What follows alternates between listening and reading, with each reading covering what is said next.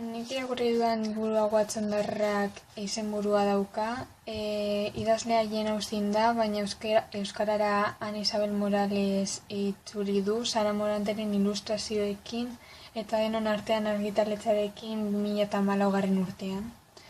Liburu hau 19. mendean kokatzen da, eta protagonistatzat Emma Watson andereñoa dauka.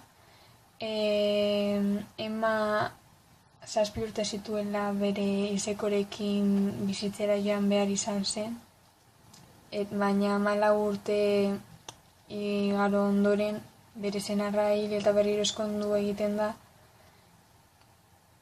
eta Emma etxera bueltatu egiten da.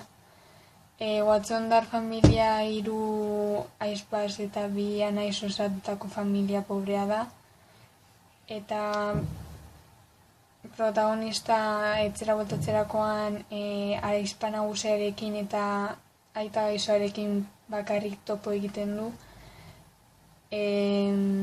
eta ahizpa nagusiak Emmari neguko batzarrera joateko eskatu egiten dio, bertan dirudun familiak elkartzen direlako, eta gure protagonistaren familia dirua behar duelako fama edo ezagunagoak izateko. Garai hartan hori zelako gauzarik eta importanteenetariko bat. Nire iritziaren aldeetik liburua ulertzea kostatu egin zait, hizkuntza dela eta, baina egia da azkar irakurri egin dudala, gelan ekintzak egin ahal izateko, baina denbora dudanean berriro hartu egingo dut eta astiro irakurri egingo dut, pena merezi duelako uste dudalako.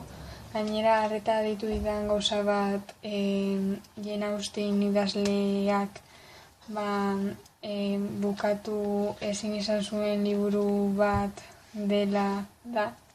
Eta amaitzeko 19. mendeko istorioak, pelikulak eta gustatzen zaien pertsonei gomendatzen diet.